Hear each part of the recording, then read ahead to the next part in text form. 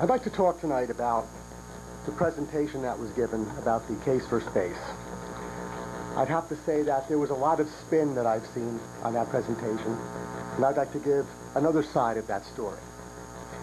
First of all, I've discovered from being on the Board of Ed that I've had to beg for information from the administration, and many times I've had to talk to the lawyers that work for the board to go back to the administration to actually get the information that I need, because I've been told point blank many times that no, I'm not going to give you that information or you'll have to wait.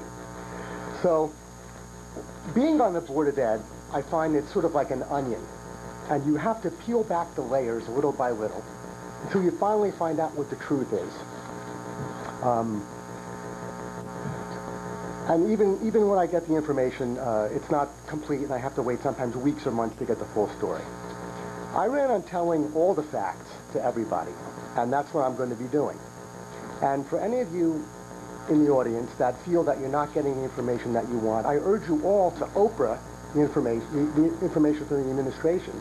And these forms are available on the internet. They're very easy to fill out.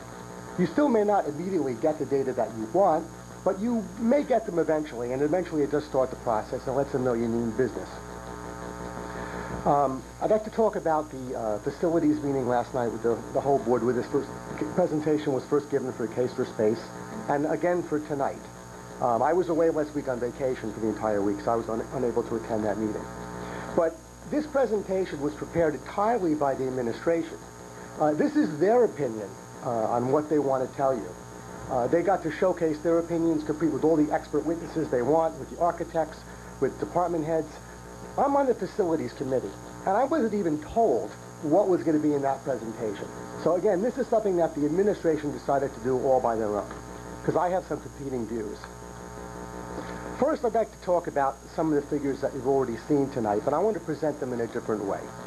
I'd like to talk about first the enrollment figures about the school system. And you've been given the numbers, but I want to present them in a slightly different way to you. Because we've all been taught over the years about how the school system population is going through the roof. Soon there won't be any room in the schools because the enrollment is growing so much. That's just not the truth. If we get the camera up over here. This is a chart of the Clifton School enrollment for the last 6 years. It went up 1 year between 2001 and 2002, and you can see it's pretty much flat for the last 5 years after that. So the school enrollment population is pretty much stable. It goes plus or minus 50 or 100 students a year. That's it. Clifton High's enrollment, pretty much stable. It goes up and down a little bit, but it usually hangs around 3,330 students. That's also stable. It's not rising, and it's not going through the roof.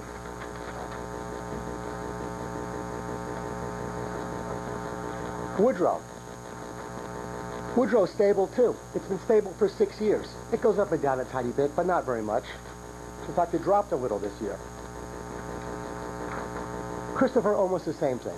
It goes up and down a little, but it's pretty stable.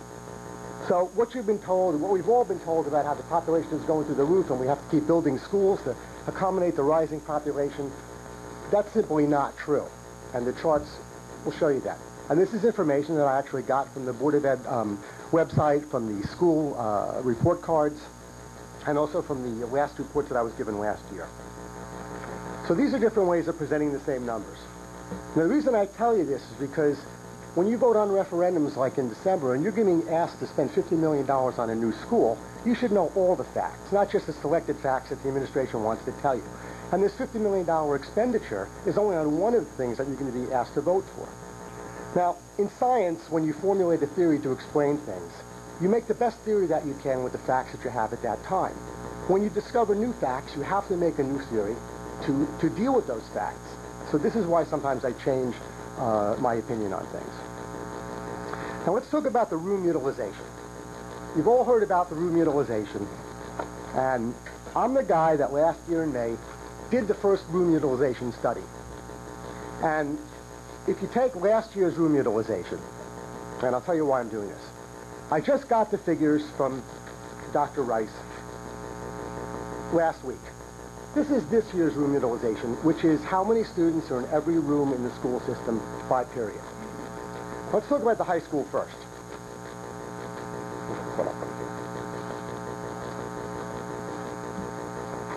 If you look at Clifton High 61, these rooms were made 10 years ago. Each one of these rooms is used every single day, and each room is only about 300 square feet. They all have between 5 and 10 students in them. The students don't seem to mind them. So when they tell you that they can't subdivide the rooms because these rooms are too small, that simply is not true. Excuse me, Mr. Pachel, I have to warn you that because of misinformation you are presenting and because of misfacts that you are presenting, you are bordering on the violation of ethics. Okay, well, you can tell me after I'm done with the presentation what exactly the misrepresentation is.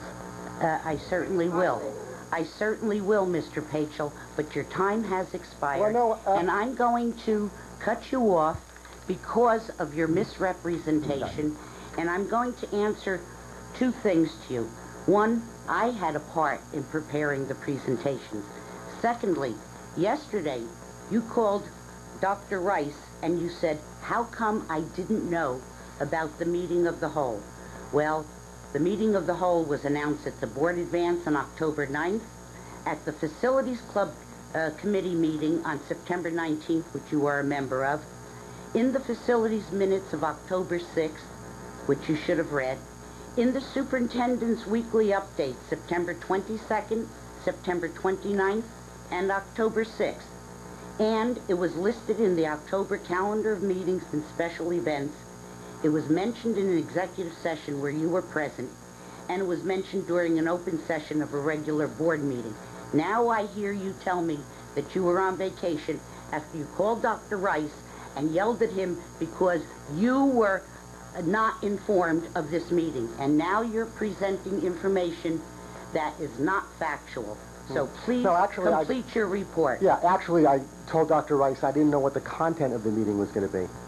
So let's just clarify that. It's not that I didn't know that there was going to be a meeting. It's actually I didn't know what the content was going to be in this giant presentation that everybody seemed to make without even telling me about it. I don't know how many other board members were told about it. I certainly wasn't. Mr. Pachel, if you read the Facilities Committee minutes, if you were listening at the Facilities Committee minutes, if you were listening at the board advance, if you listened and read the materials given to you, you would have known it was a facilities discussion. I ask you to finish your report so we can move on. Okay. Thank you. Fine. Let me clarify again about these rooms. Maybe I call them the secret rooms, but I don't know if Ms. Hakem is getting mad because I'm calling them secret rooms, but these are actually rooms that were constructed 10 years ago that you're never told about unless you've gone to Woodrow. Okay? And the reason I tell you that is because if I was able to finish and to train the thought that I had originally, you could actually squeeze another 10 to 12 rooms out of the high school just by building these rooms at a cost of somewhere between $1 million to $2 million. You could actually increase the high school rooms by about 12 more classrooms. And then you wouldn't have classes in the cafeteria or in parts of the library. So that's an immediate solution to do that, and that's something you actually could do in the summertime. I have here the room utilization.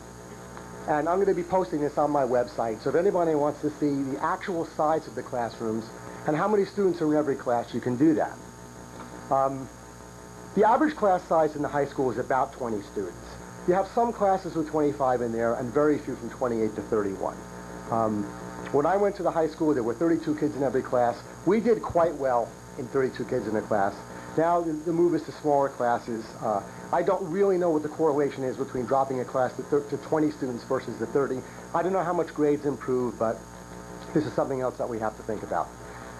And lastly, I personally think it's time to raise our standards and start raising the bar on things that we expect from our students. Provide a much better course selection to the students in the middle, the 80% that are not in the honors classes or not in the special ed classes. And again, this is just the opinion of one board member. So I guess that's about it. I lost my train of thought when I was interrupted, but maybe I can finish it next time. That's because you've gone on for more than 10 minutes, and I asked everyone to limit their comments to 5. We were most generous with you. Mrs. Renta.